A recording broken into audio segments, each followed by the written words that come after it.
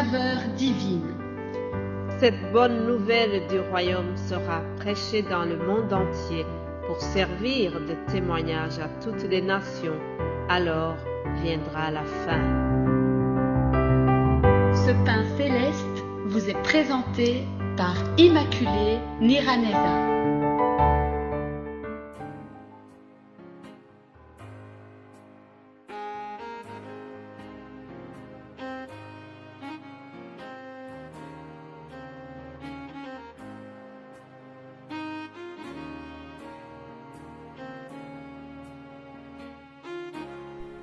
Bienvenue très chers amis, frères et sœurs qui écoutent l'émission Saveur Divine.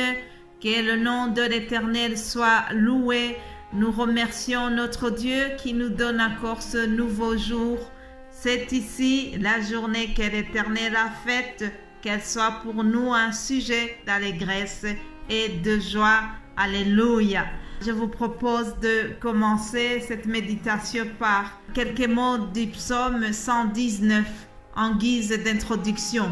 Il est écrit « Heureux ceux qui sont intègres dans leur voie, qui marchent selon la loi de l'Éternel. Heureux ceux qui gardent ses préceptes, qui le cherchent de tout leur cœur, qui ne commettent point d'iniquité et qui marchent dans ses voies. » Amen. Voilà mes bien-aimés de Dieu, je vous souhaite d'être intègres pendant cette semaine, que le Saint-Esprit nous aide à être intègres, à marcher selon la loi de l'Éternel, que le Saint-Esprit vienne nous assister, afin que nous puissions vraiment chercher l'Éternel de tout notre cœur, surtout qu'il nous aide à ne point commettre l'iniquité et continuer à marcher selon la volonté du Seigneur. Voilà mon plus grand souhait pour vous et pour moi-même, parce que je ne suis jamais meilleur que vous. Que Dieu nous aide, que le Saint-Esprit vienne nous assister tous. Alléluia. Rapidement, je continue le thème de notre semaine qui dit que au temps fixé de Dieu, il agit. Alléluia. Au temps fixé de Dieu, il accomplit ce qu'il a prévu pour notre destinée. Je vous ai dit qu'il y a en grec, il existe deux mots pour désigner le temps. Il y a le temps chronos et le temps kairos. Le temps chronos, c'est un temps qui se déroule d'une manière linéaire.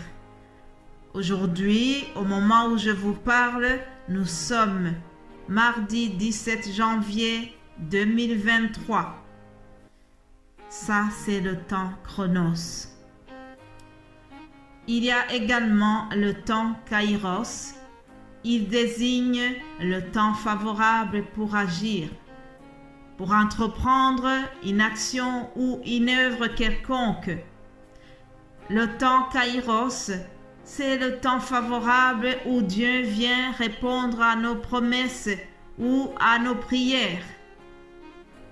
Le temps kairos représente un moment décisif pour que Dieu vienne accomplir son plan merveilleux pour notre vie. Alléluia. Alors, pour être plus précise, je vous donne quelques exemples tirés de la Bible. L'évangile selon Matthieu chapitre 2 au verset 7, je lis ceci. Alors Hérode fit appeler en secret les mages et s'enquit soigneusement auprès d'eux combien de temps l'étoile brillait. Combien de temps l'étoile brillait. Ici, il s'agit du temps chronos. Un autre exemple au verset 16, il est écrit « Alors Hérode, voyant qu'il avait été joué par les mages, se mit dans une grande colère et il envoya tuer tous les enfants de 2 ans et au-dessous qui étaient à Bethléem et dans tout son territoire, selon la date dont il s'était soigneusement enquis auprès des mages. Selon la date, Ça aussi, ça fait allusion au temps Chronos. Mais bien-aimés de Dieu, il y a une chose que nous devons souligner. Entre le temps Chronos et le temps Kairos de Dieu, il y a un temps d'attente. Dans le temps d'attente, nous devons faire très attention et nous devons tenir compte de ce principe qui dit ceci. Un jour est comme 1000 ans. Un jour est comme 1000 ans et 1000 ans sont comme un jour. Devant le Seigneur, un jour est comme 1000 ans. Et 1000 ans sont comme un jour. Donc, parfois, nous avons l'impression que le Seigneur a tardé, mais c'est parce que lui, il est basé sur ce principe que je viens de vous lire. Et puisque c'est ainsi, dans notre cheminement avec le Seigneur, nous devons avoir la confiance et garder la patience.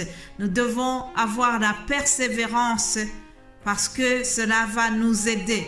Il faut garder la patience lorsque nous avons l'impression que ce que le Seigneur nous a promis tarde. Vous savez, ça n'a pas été toujours facile, même pour les héros de la foi. En commençant par notre Père de la foi, il a eu un moment de doute. Un moment, il se plaignait, il pensait que ce que le Seigneur lui avait promis concernant un fils, il pensait que cela ne va plus se réaliser. À un moment, il a pensé que c'est son serviteur Eliezer qui va être son héritier. Vous trouvez cela dans le livre de Genèse au chapitre 15. Mais notre Seigneur est bon. Quand il a vu qu'Abraham était en train de douter, quand il a vu qu'il commençait à se poser des questions, le Seigneur est venu confirmer sa promesse. Le Seigneur est venu le fortifier. Lisons Genèse 15. Au verset 4, nous lisons ceci. Alors la parole de l'Éternel lui fit adresser ainsi. Ce n'est pas lui qui sera ton héritier, en parlant donc d'Eliezer, mais c'est celui qui sortira de tes entrailles qui sera ton héritier. Et après l'avoir conduit dehors, il dit, regarde vers le ciel et compte les étoiles, si tu peux les compter. Et il lui dit, telle sera ta prospérité. Abraham eut confiance en l'Éternel. Alléluia. Je remercie le Seigneur qui nous fortifie. Abraham avait des doutes parce que ça traînait, parce qu'il venait de passer plusieurs années sans voir l'accomplissement de la promesse. Mais l'Éternel est venu lui confirmer encore sa promesse. Et Abraham a eu de nouveau confiance. Alléluia. Mon frère, ma sœur, retiens pour aujourd'hui que entre le temps Chronos et le temps Kairos de Dieu, il y a un temps d'attente. Et dans ce temps d'attente, le chemin peut être très long. Alors, si tu vois que le chemin devient très long, je te conseille d'éviter les raccourcis. Évite l'arrangement personnel. Ah, Sarah, la femme d'Abraham, a cherché un arrangement en proposant à son mari de coucher avec la servante Agar. Mais ce n'était pas ça ce qui était prévu. L'héritier, le fils héritier, devait naître quoi qu'il arrive. Et la promesse de Dieu s'est accomplie au travers l'héritier, au travers l'enfant de la promesse qui est Isaac. Alléluia. De l'arrangement de Sarah est né Ismaël. Mais vraiment, la volonté de Dieu, la promesse de base, c'était que l'héritier devait être Isaac. Et cela a été accompli au temps fixé de Dieu. Isaac est né et c'est de lui qu'est venu l'accomplissement de toutes les promesses que Dieu avait données à Abraham. Alléluia. Faisons attention, chers amis, au temps fixé de Dieu. Quoi qu'il arrive, il vient, il accomplit ce qu'il nous a promis. Il vient se manifester et il vient se glorifier parce que Ce n'est pas un homme pour mentir. Soyez bénis, chers amis. Continuez à méditer sur ce que je viens de vous partager. Que le Saint-Esprit continue à vous réjouir et à vous parler au-delà de ce que je vous ai dit. Soyez bénis au nom de Jésus-Christ. Amen, amen.